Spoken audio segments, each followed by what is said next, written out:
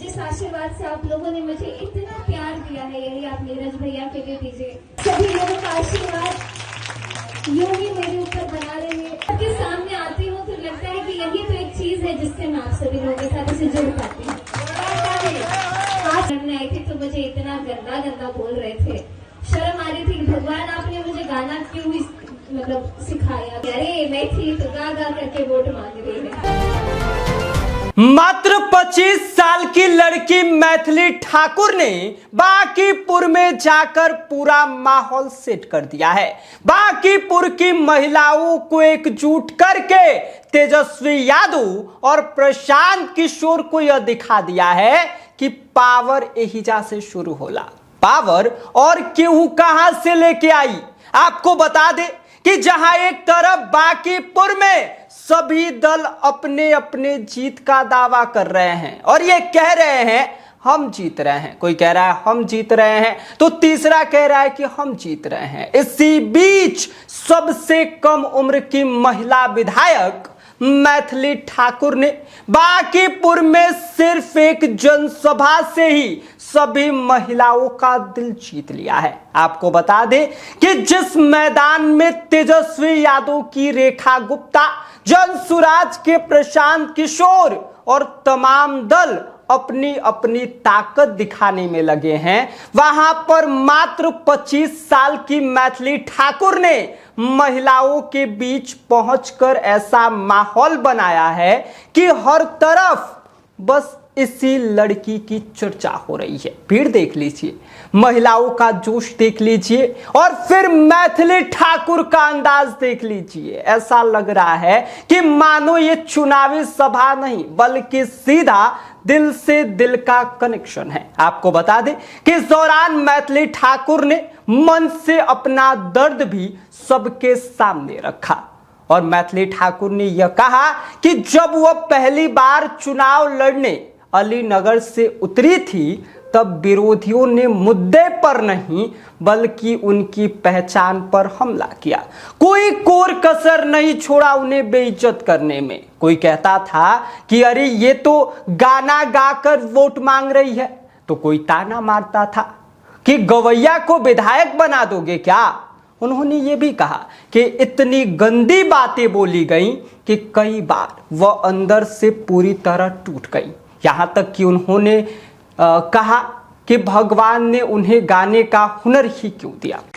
इधर जो दूसरी पार्टी के लोग होंगे वो बोलेंगे अरे मैं थी तो गा गा करके वोट मांग रही है। फिर बोलेंगे अरे ये तो गवैया को बुला दिया, क्योंकि उनके शब्दों की मर्यादा नहीं है। जब मैं खुद चुनाव लड़ने आई थी तो मुझे इतना गंदा गंदा बोल रहे थे, शर्म आ रही थी। भगवान आपने मुझे गाना क्यों सिखाया, क्यों ये विद्या दी? इतना ज्यादा तोड़ मरोड़ दिया था मुझे मानसिक रूप से। लेकिन जब मैं आप सबके सामने आती हूँ तो लगता है कि यही तो एक चीज है जिससे मैं आप सभी लोगों के साथ इसे जुड़ पाती हूँ। आज सभी लोगों का आशीर्वाद यूं ही मेरे ऊपर बना रहे। जिस आशीर्वाद से आप लोगों ने मुझे इतना प्यार दिया है, यही आप नीरज भैया के लिए दीजिए। क्योंकि अब हम जिस उद्देश्य के लिए आए हैं और प्रधानमंत्री जी के विकसित भारत के, लेकिन यह कहते हैं ना कि जिसे लोग कमजोरी समझते हैं वही कभी कभी सबसे बड़ी ताकत बन जाती है और मैथिली ठाकुर ने भी वही किया। उन्होंने कहा कि आज यही गाना उन्हें लाखों लोगों के दिल से जोड़ता है, यही कला उन्हें माताओं बहनों के दिल तक पहुंचाता है और यही प्यार उन्हें हर मुश्किल से लड़ने की ताकत देता है। आपको बता दें कि बांकीपुर की महिलाओं से बातचीत करते हुए मैथिली ठाकुर ने साफ कहा कि जिस तरह आपने मुझे अपना आशीर्वाद दिया उसी तरह बीजेपी उम्मीदवार नीरज भैया को आप अपना आशीर्वाद दीजिए। मन से निकला यह भावुक संदेश सीधे भीड़ के दिल में उतरता हुआ दिखाई दे रहा है। तस्वीर आप देख लीजिए, मैथिली ठाकुर बांकीपुर पहुंची हुई थी, जनसभा आयोजित है जहां पर महिलाओं से बातचीत करती हुई दिखाई दे रही हैं और कई महिलाएं इस दौरान तालियां बजा रही हैं। पूरा माहौल भारत माता की जय और कमल खिलाना है कि नारों से गूंज उठा है। अब सवाल यही है कि मैथिली ठाकुर का यह जो बयान बातें हैं वो बीजेपी के लिए कितने वोटों में बदल पाएगा, क्योंकि बांकीपुर का मुकाबला इस बार आसान नहीं है।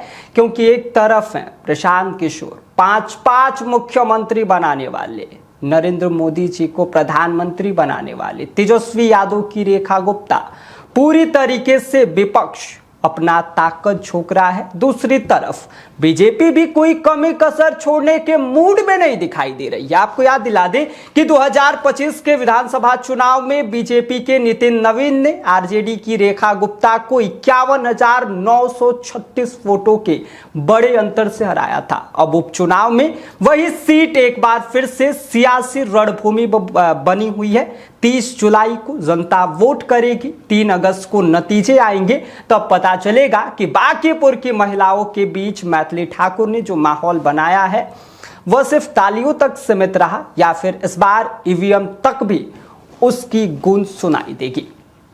क्योंकि कहते हैं कि बिहार की राजनीति में एक बात जो है वो हमेशा याद रखना चाहिए कि यहां पर हवा नहीं, माहौल जीतता है, और माहौल किसके पक्ष में है इसका फैसला जनता करती है। बाकी आपको क्या लग रहा है, मैथिली ठाकुर ने जो माहौल सेट किया है उसका असर कितना पड़ेगा बांकीपुर में, कमेंट कर दीजिए।